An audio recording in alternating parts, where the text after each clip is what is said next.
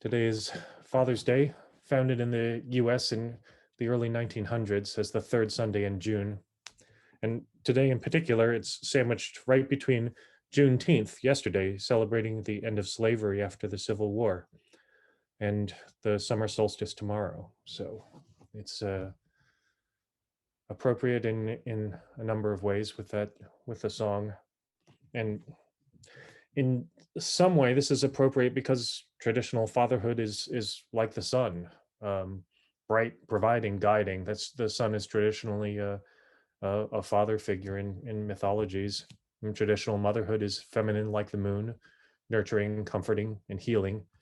Mother's Day is celebrated earlier in spring with the blooming of flowers. And these are ancient traditions, stereotypes, really. And but in today's world, is there any place for them? We heard the reading from Andrea Doucette before. Is there really anything to fatherhood as distinct from motherhood, right? Versus parenthood? Is fatherhood anything beyond sexism, heteronormativity, and patriarchy? I don't have an answer here to give you. I think it's something we all need to struggle with, but I can give my perspective. When my son Milo was born, I looked over a number of pop books on fathering, but to me, they all seem really shallow and condescending. We're a lot of sports metaphors. Keep your eye on the ball. Stick it with it all the way to the end zone.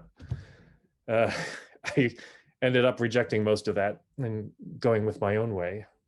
I raised him mostly by sharing what I loved, reading books when he was younger, watching movies with him, playing games. That's games is a big part of for me, singing with him and to him, as well as dance classes, hip hop in particular. But I also tried to encourage him to find his own way and encouraged him to reject authority. One of my odd practices was in traffic safety, watching out for cars at crosswalks. Some parents insist on kids listening and obeying to stay safe. But for me, once he was in grade school, I told him not to listen to me because he had to watch out for himself. And I would mock test him by giving him bad directions like, go now, when it was red, and testing if he would not listen to me. So what this was about was I wanted to reject the practice of patriarchy, of obedience to the father figure and traditional authority. And along the way, I came to be guided by postmodern works that drew from many cultures. I was inspired in part by the poet Robert Bly's book Iron John, which tried to resurrect and reinvent a different, a nurturing image of masculinity, a wild man who helps a young man find his own way through deep mysteries rather than patriarchal commands. And definitely in some old traditions, men aren't just conquerors and kings as fathers. They're mystics, they're healers, explorers as well. And in a few myths, men could even be mothers, like in Norse myth, where Loki as a shapeshifter was mother to the magical horse Sleipnir. Um, so feminism has guided me a lot as a father, I think, but I wanted to not just reject the conservative stereotypes of fatherhood, but also to re-examine traditions for positive myths and role models outside of this father knows best. I try to encourage non-traditional role models of any genders, right? One of my son Milo's and my favorite book series growing up was a fantasy series by Tamara Pierce called Protector of the Small, whose hero Kel is a girl who becomes the first openly female knight in the kingdom. And when he was 8, he got to meet the author Tamara Pierce and dressed in knight costume as Kel. Um, I wanted to raise a free spirit who would find his own way and have different influences, right? To not be restricted by this. And despite this, or perhaps because of this, he turned out like me in a lot of ways. And I think that's been a weakness, I think, and a partial failure. And so looking back, I don't regret what I did do, but where I failed most was in having a community, right? Which is important as a not just as a resource, but as an identity.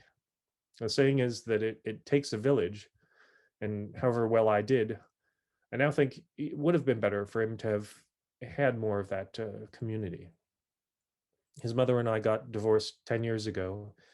We've tried to keep things as stable and normal for as possible for him, but that's meant, I think, for on my side especially, that things have become more isolated. I feel like my wanting him to be free has left him adrift at times.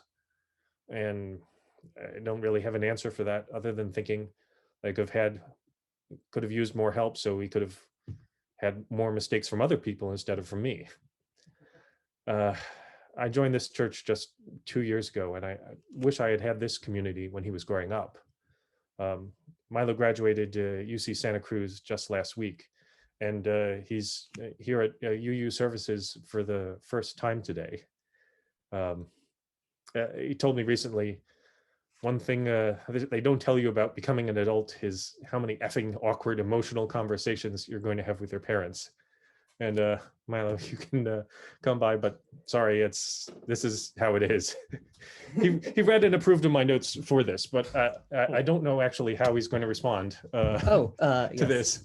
So yeah. Well, I mean, thank you, Dad. First of all, it was a very nice speech. Don't worry about the awkward conversation. It's not on you. I was going to say. Yeah, so I mean, speaking from my perspective on this, I don't know, I think part of the secret behind what I said there about awkward conversations as you grow up, I think it's been a very important journey for me to stop taking my relationship with you for granted, for good or for ill, sort of. I mean, like different parts of my relationship with you. I mean, like a lot of the stuff you just mentioned, it's stuff that is really essential to my upbringing, honestly. But it's stuff that it wouldn't really have occurred to me until very recently to like question your motivations or larger consequences for both of us. I think it's it's very important that I could say now that like love you and I'm proud of you from Thanks. a mature perspective, which takes into account your your foibles and faults and everything at the same time. Thanks. All right. Well, yeah. Yes. So thank you. It's been great.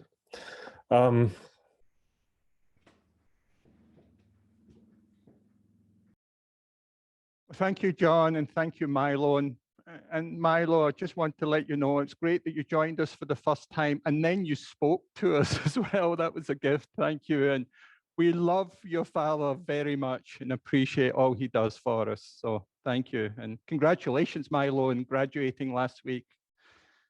That is very special, especially given this past year.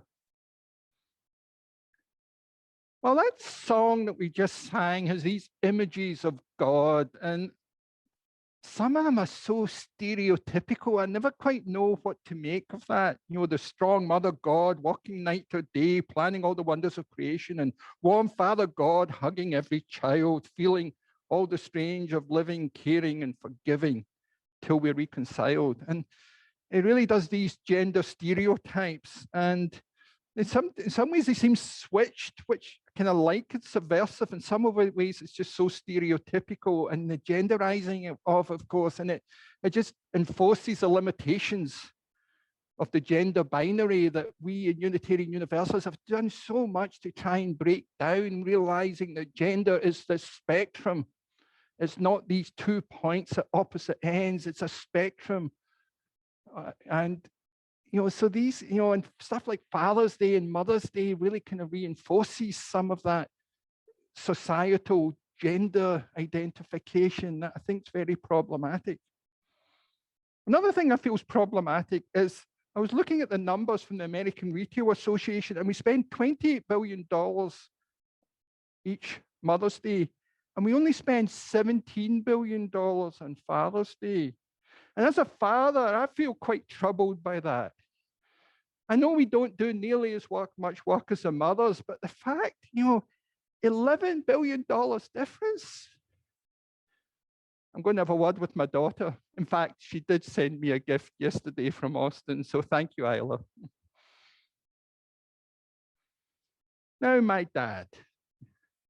Milo got to talk about his dad. It's only fair I got to talk about my dad. And in many ways, he was a great nurturing dad, but he was very typical of someone that was brought up in the 1930s. He was a working class man, and he was seen as a provider, though my mum worked for as long as I remembered, but she was very much the home and the nurturer, and my dad was the provider, despite them both working.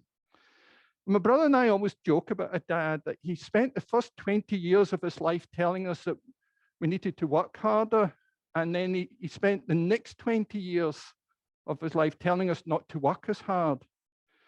And we think he was probably right in both cases. I think my brother and I that, but we would never tell them that, because that would just be telling them that he's right.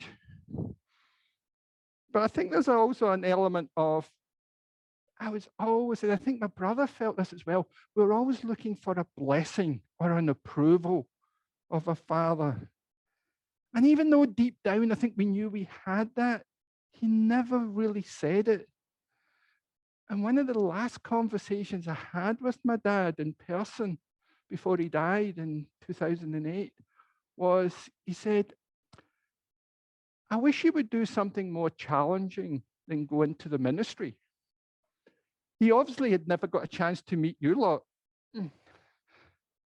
So there was always that kind of like pushing that we should be doing more. So even towards the end of his life, but he always felt supported, and I always felt loved and cared for him. And my dad, even though he was a product of his time, he did things about transcending his upbringing. I remember having a discussion. I spent most of my teenage years arguing with my mum, and the next 10 years arguing with my dad. And I was arguing with, in my first 10 years of my life arguing with my dad, and the next 10 years of my life arguing with my mum. And I was arguing with my mum about gay marriage, saying I thought it was important to have gay marriage and all of this. And she was disagreeing with me. And she said, well, we don't know any homosexuals, do we, Ian? Ian was my dad's name. And my dad goes, oh, yeah. And this is my dad. He's a working class, blue collar guy. He said, oh, yeah, John I work with is gay. My mum was kind of taken aback by this. Really? I said, yes, John's gay. You know him. He's been around to the house. And mum said, yeah. And then my mum immediately switched into gay stereotypes and said, he was the only one that ever brought me flowers after all.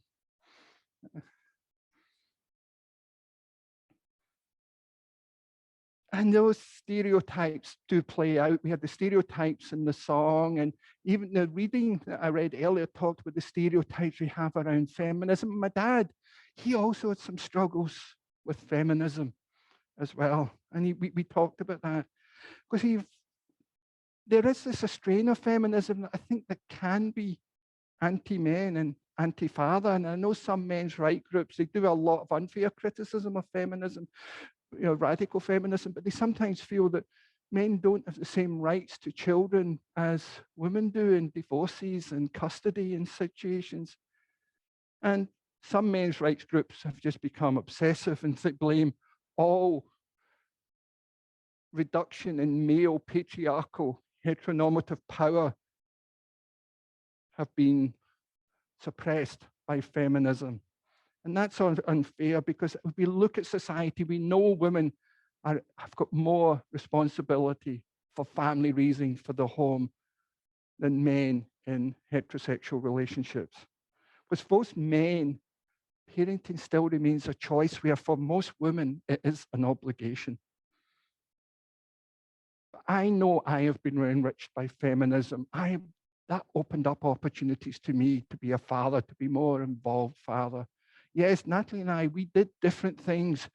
We did share and co-parent. We had different responsibilities, but I think we tried as best we could to share responsibilities, but it was not equal. It was different what we did. So I feel enriched. Feminism gave me an expanded role as a parent, and I'm thankful for that. But feminism does have a lot of negativity in our society, which I'm sorry about. And Rebecca West, the 20th century English author, said this: I myself have never been able to find out what feminism is.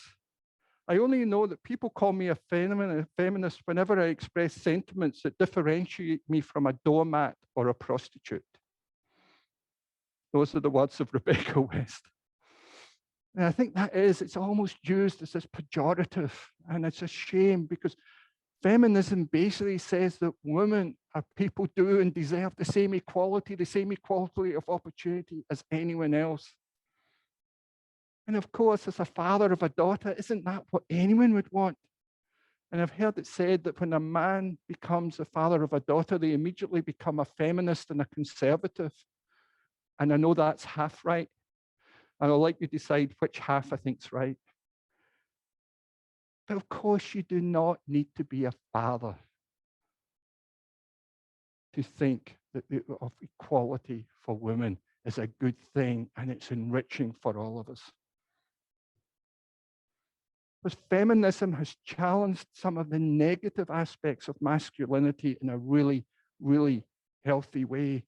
And feminism has challenged religious beliefs, the image of God as father and a king, where masculinity is defined as this aggressive and competitiveness nature. And I think feminism has really challenged that in really healthy ways, because that aggressive, competitive nature is destroying our society. And feminism has been a huge critique of that, because without that aggressive and competitive nature, I do not think we would be facing the environmental destruction that we face right now.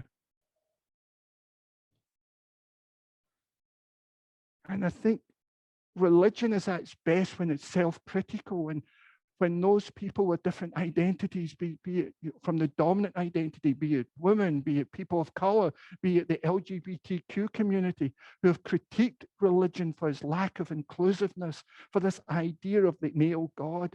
It's been really powerful to have these critiques, because that's what helps religion, and particularly religious religion, to grow. Our religious values, our religious beliefs change when it's ethically critiqued for its exclusiveness, for its domination, and for its oppression. In the reading I read earlier, Sarah Ruddock said, the most revolutionary change we can make in the institution of motherhood is to include men in every aspect of childcare and mothering work. Because when mothering work is taken up by both men and women, it would radically recast the power gender roles. And I think that's what feminism is. It is challenging male heterosexual, and particularly white male heterosexual domination of so much of our culture. But ultimately, it's going to expand everyone's opportunity. It expands my opportunity to be more involved as a parent. It expands the job opportunities for men into traditionally what may have been women's roles, and it challenges men to open up traditional men's roles to women, to people of color, to everyone. So I think wherever these feminism or the anti-racist work or the LGBTQ justice work, it challenges us to expand our thinking, to expand the opportunities, and to help heal and make whole our society. And Simone de Beauvoir, in her fabulous book, The Second Sex, she has a clear vision for all humanity. She says, every individual concerned with justifying their existence experiences their existence as an indefinite need to transcend itself. Every individual concerned with justifying their existence experiences their existence as an indefinite need to transcend themselves. And I think I saw that with my father, where he challenged himself to be more open to his homosexual colleague, because that was not the background he grew up. He grew up in a fairly fundamentalist Christian household. I challenged myself to be more open to the LGBTQ community, to do my work, and I identify as a feminist. Natalie and Isla gave me a t-shirt saying, "This is what a feminist looks like," and I wear that proudly. I am a feminist. Feminism has been good for men if we're open to it. It's been good for the world at large. It's been good for our society. It's been good for fathers because it's given us an expanded role and greater opportunity to be stay-at-home dads, to be two dads in a homosexual relationship raising children, two women in a lesbian relationship raising children. That has only expanded the capacity for love for this society to nurture all people in it. So on this Father's Day, I invite you to reflect on the power and intimacy we have with our gender roles. And look at how our culture has artificially limited who we are and placed limited on us because of our gender, because of our sexual orientation, because of our race, because of our class. And I invite you to look at how our culture has limited us and limited our very humanity. So on this Father's Day, reflect on what upbringing you had. What kind of upbringing do you wish for the wide spectrum of children and youth in this community and in the wider community? And what kind of community should we be in welcoming all, in nurturing all, regardless of age, to be more loving, to be more affirming, to be more life-enhancing, so that we can create and raise caring, thoughtful, committed young people. And let's take the stereotypes of the good father, the strength, stability, and provider, and honor these values in all people. Let's also take those stereotypes of a good mother, caring, nurturing, and relational, and honor those values in all people. Because what we honor and worship is what we will become. Perhaps the greatest revolution will be when we can all engage our full humanity and help others to do the same.